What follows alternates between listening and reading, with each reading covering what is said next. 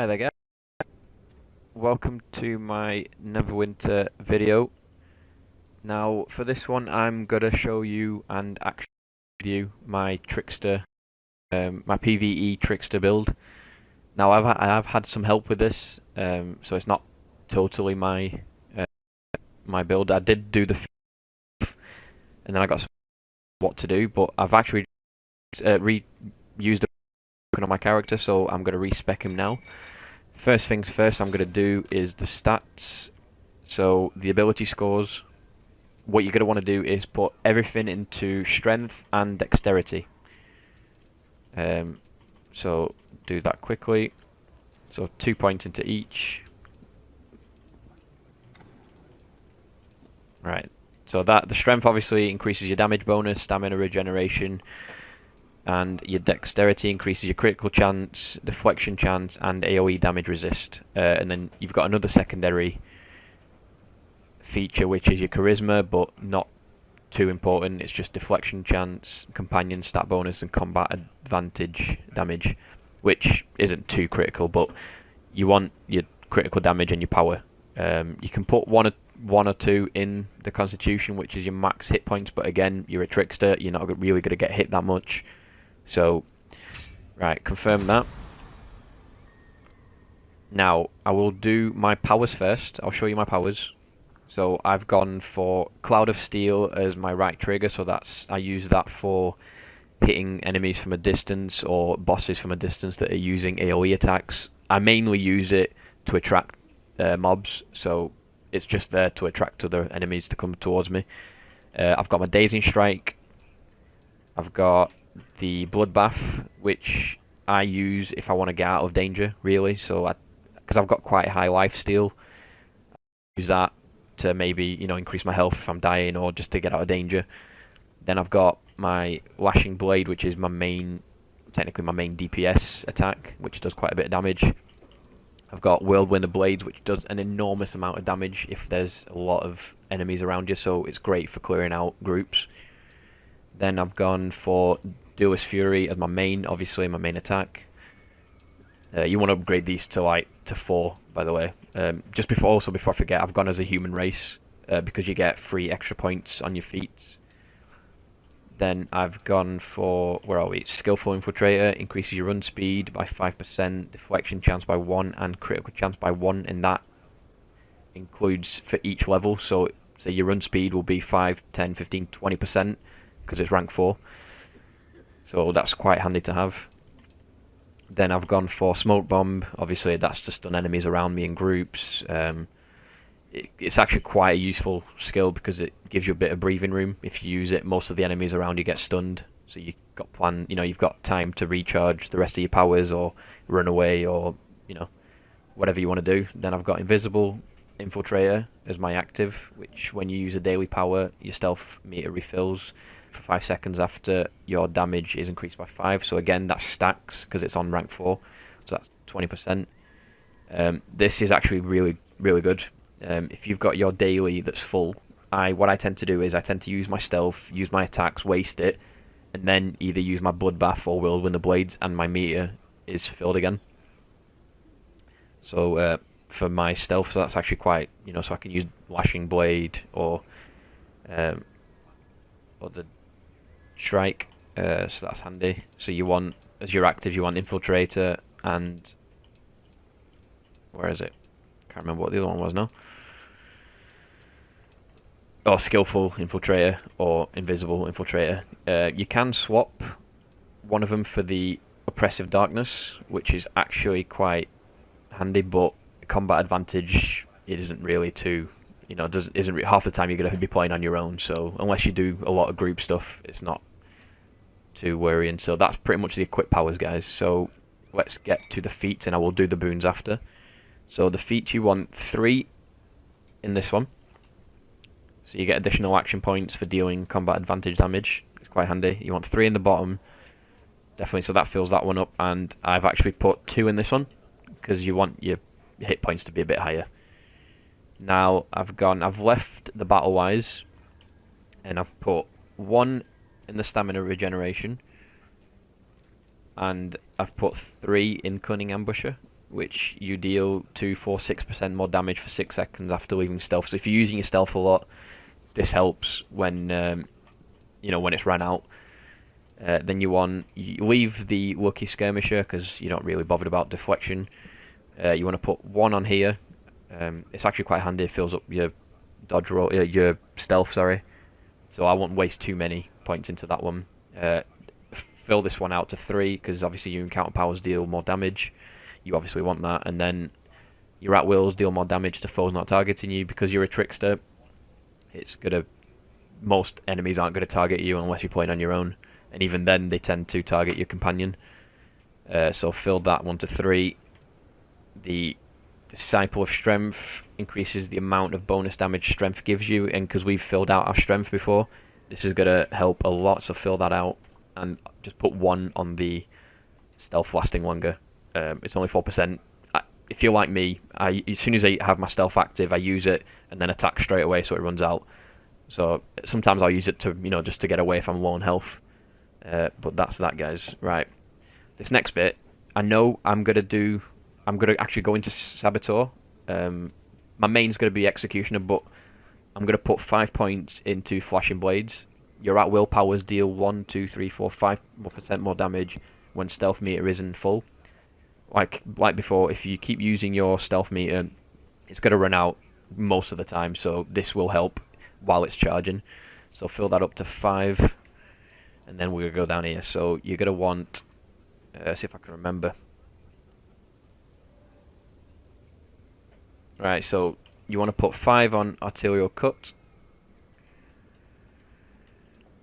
5 on Vicious Pursuit. So the Arterial Cut increases critical severity while you're stealth, so this is going to be a great way to do a lot of damage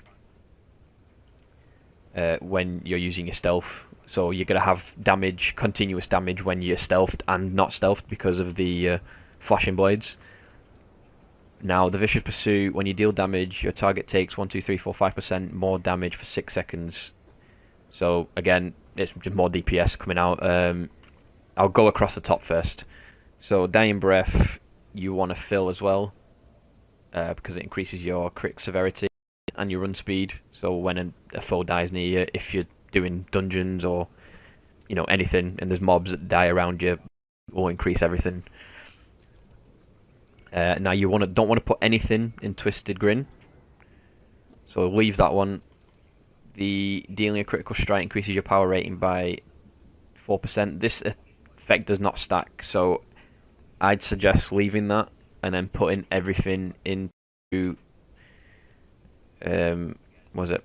Well, I left this one as well. Sorry, I left the Devastating Shroud, not touching that one. Put Death Knell to 5, which you deal more damage to foes below 30 HP, 30% HP. So this is great for bosses, so like Orcus or any of the dragons. You want 5 on Last Moments. This is pretty much the same as Death Knell, but it's 40% to enemies, 40%, and obviously this is increased while you're stealth to 70%. So fill that up to 5. Now you're gonna have, so basically now you're just gonna fill these 2 up with to the end, and then you're gonna want to pick Shadow of Demise. So Shadow of Demise, expose weakness while in stealth. You ignore an additional 5, 10, 15%, 20 to 25% of your target's armor. So definitely use that if you're gonna go stealthed and then use your Lashing Blade, Lashing Strike. That's brilliant for it. And Shadowborn, entering stealth increases the power rating of your next attack. Now, I think this one isn't too great. Like I said, entering stealth increases the power rating of your next attack, so this is only going to be 1 attack.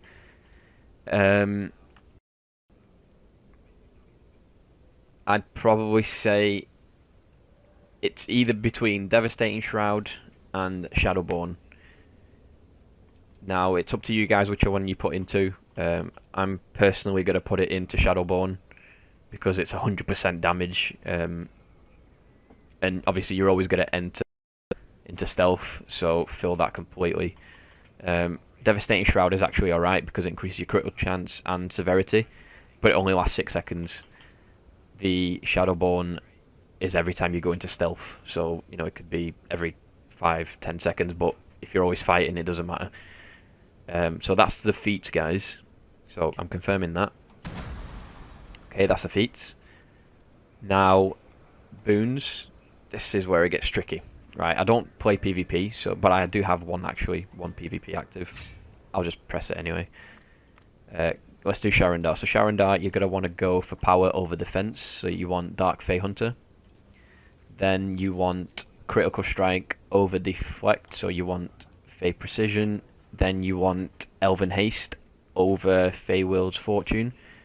The HP you don't really need, but you need the action gain points if you're going to use your daily all the time. Now you want... This one is up to you. It doesn't really matter. It's if you think you're going to get hit a lot, then go for the Elven Tranquility. When being struck by a foe, you have a chance to heal yourself up to 20,000 hit points. I personally go for Elven Ferocity because you're a trickster, you don't get hit that much. When striking a foe, you have a chance to deal 20,000 damage, arcane damage, so I'm just going to pick that one because I prefer it. And then Elven Fury. When you kill a foe, you gain 135 power for 45 seconds, and this stacks up to 30 times, so the more enemies you kill, the better. So that's that one. Now, Dread Ring. I've gone... This one doesn't really matter. I went for power over crit, but I'm going to still go for power, actually. Yeah, I'll still go for power, because I've got quite a few enchantments I'll show you in a bit. Then you want Lifesteal over regeneration, deflect chance. You definitely want resistance ignored. Instead of you gain deflect chance. I never used this one, the Forbidden Piercing, because I always thought it was my resistance ignored when enemies were attacking me. But it's actually when you attack an enemy, 3% of their armor is ignored. So that's essentially an armor penetration. Now, again, this one, it doesn't really matter which one you go for because it's still dealing damage, but one heals you and one does damage. I go for the damage one, so you want to go for Shadow Touched instead of Enraged Regrowth. And this one, you want, again, a damage one, so Rampaging Madness is what you want. It stacks up to 50 times of Madness. You gain 4,000 power, 4,000 lifesteal, and 4,000 regeneration for 10 seconds after gaining this. So that's a definite must. Yes. Right, Icewind. You want combat advantage bonus. Apparently I'm taking damage even though I'm stood still. So you want combat advantage bonus. So you want the encroaching tactics.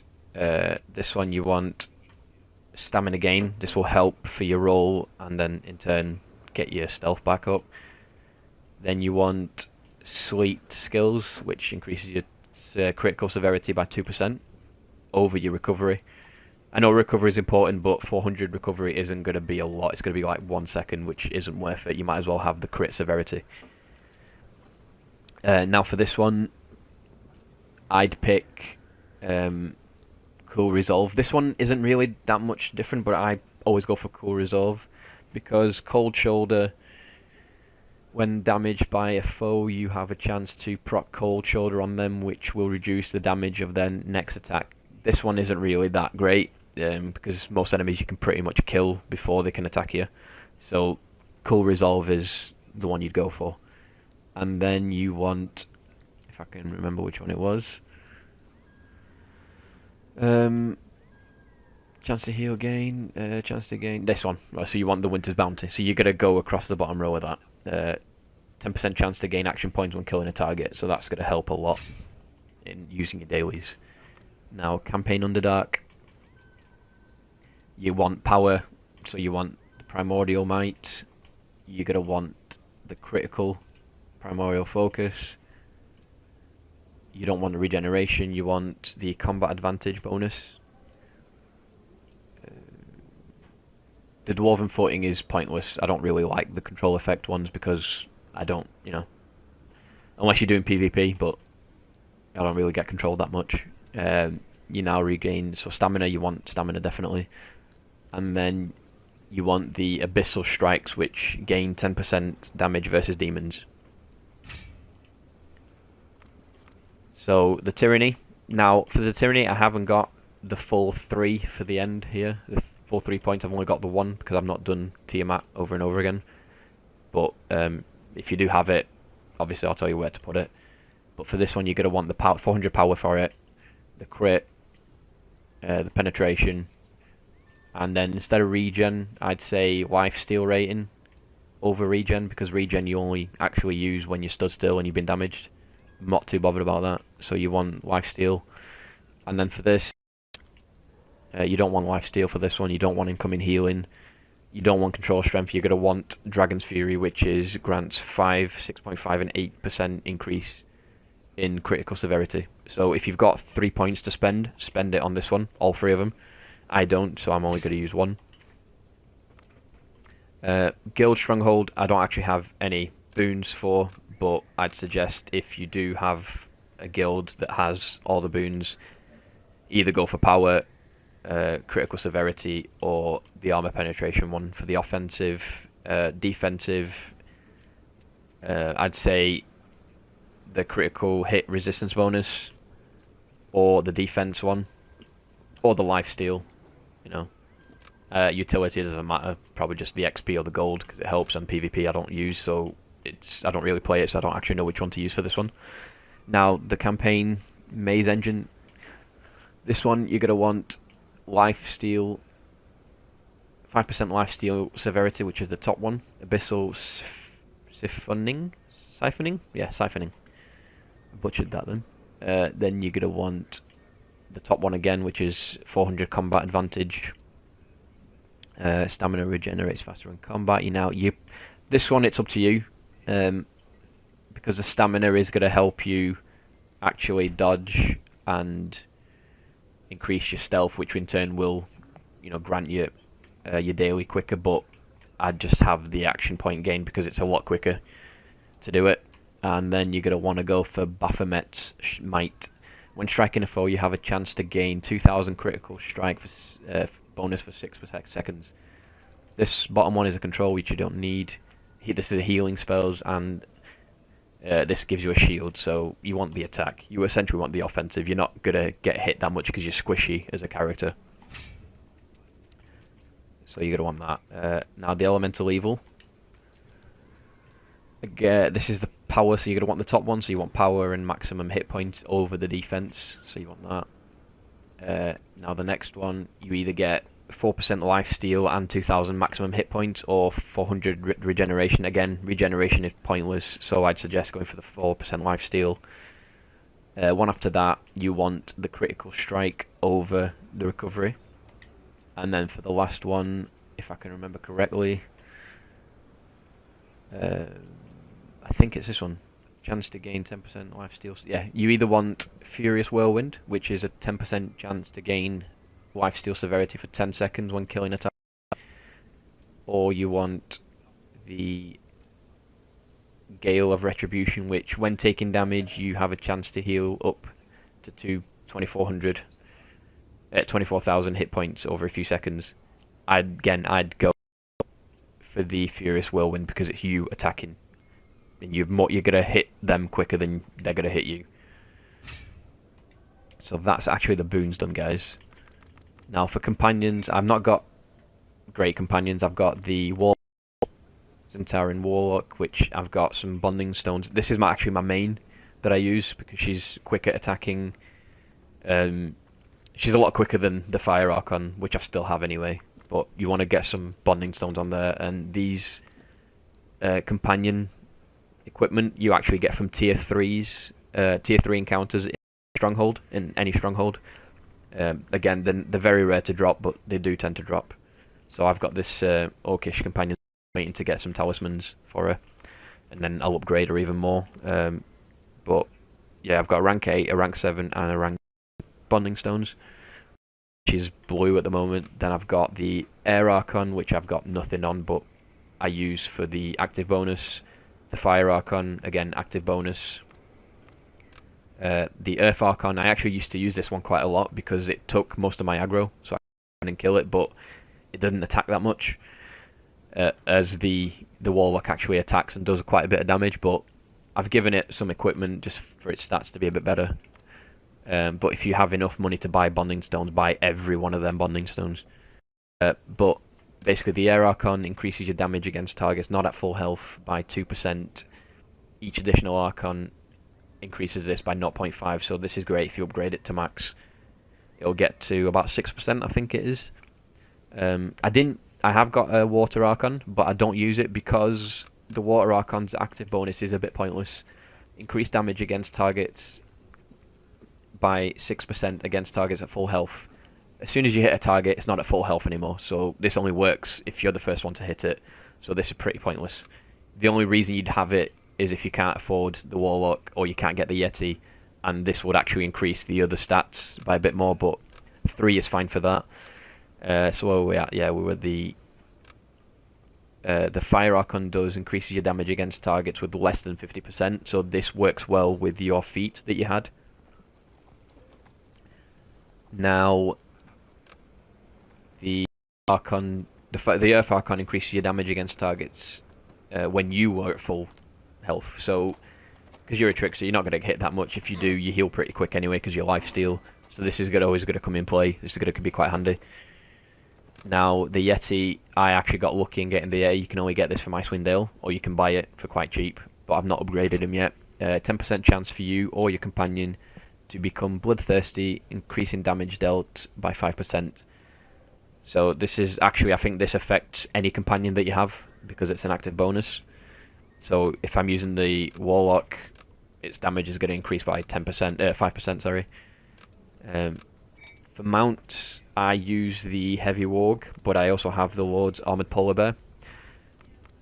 Now, the others don't really matter what they are as long as you get the right insignia for them. But because I've got the Warg, I either have a choice between 2000 defense or crit and armor pen.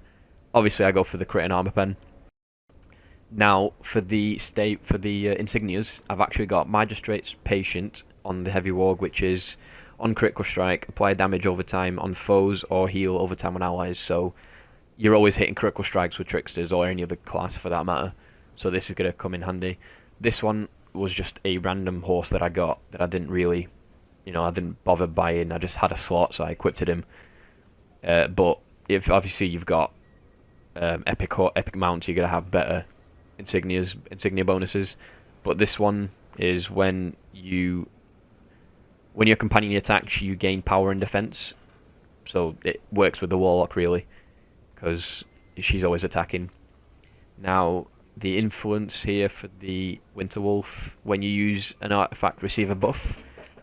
I will show you guys my character in a second, but I actually have the Lantern equipped. I am trying to get the Sigil of the Devoted Cleric instead of the Sigil of the Trickster. But I'll show you that in a bit. Now, the Shadow Wolf, I have Vampire's Thirst. When you lifesteal, receive a heal over time. So every time you you get lifesteal, it's pretty handy to have that extra bit of healing if you're struggling. And now I've gone for the Lord's Armoured Polar Bear just to get the Wondrous Fortune, because this will help a lot in getting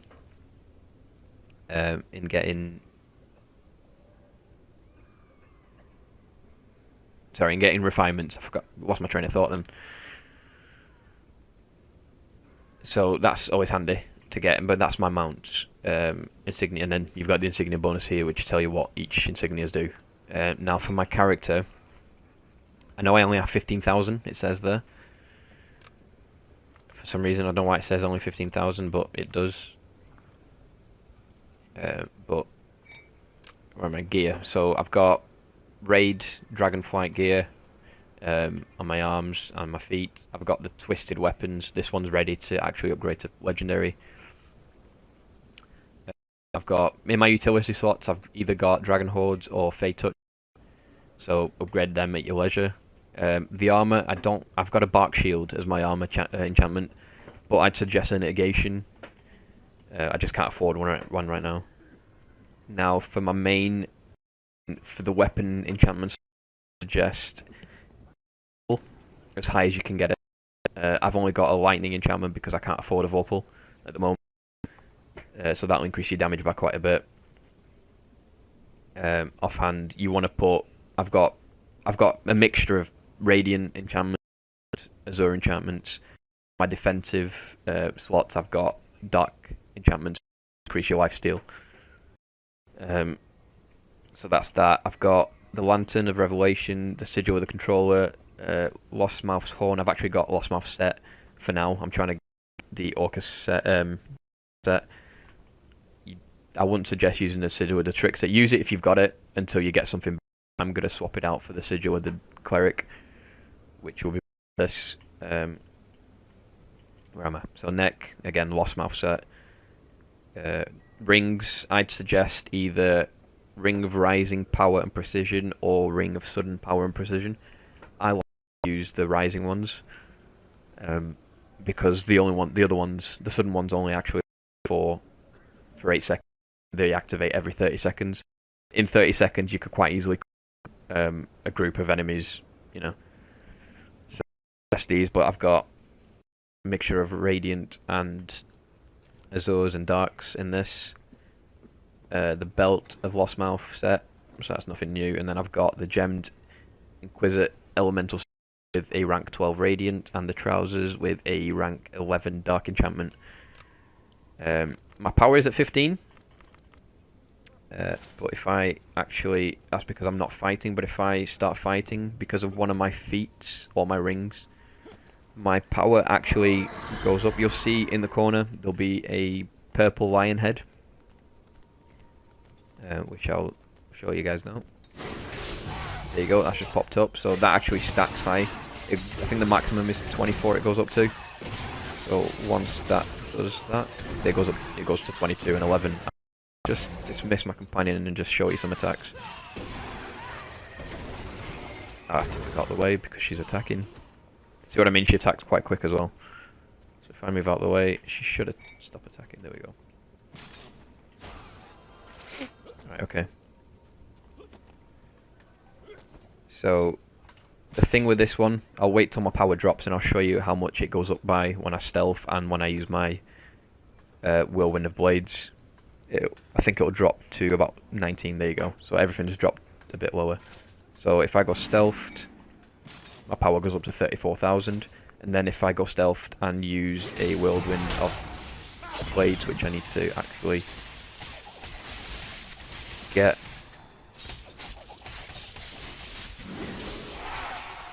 I just have to use my encounters to increase, there we go. Right, action point. So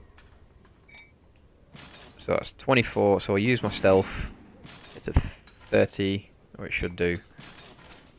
And then if I use my whirlwind, my power goes up to 31. It actually does go a bit higher, but for some reason it messed up on that.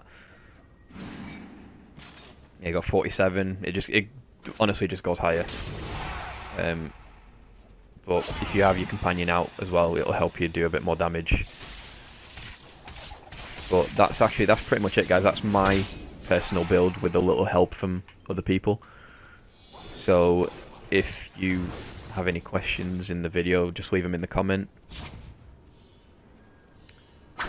So yeah, guys, thank you for watching. If you, like I said, if you have any questions, just ask me. I'll try and help as much as I can. This is my personal build with a little help from a few people, but thank you for watching. Don't forget to like and subscribe, and I hope you enjoy the video. Stay tuned for more Neverwinter.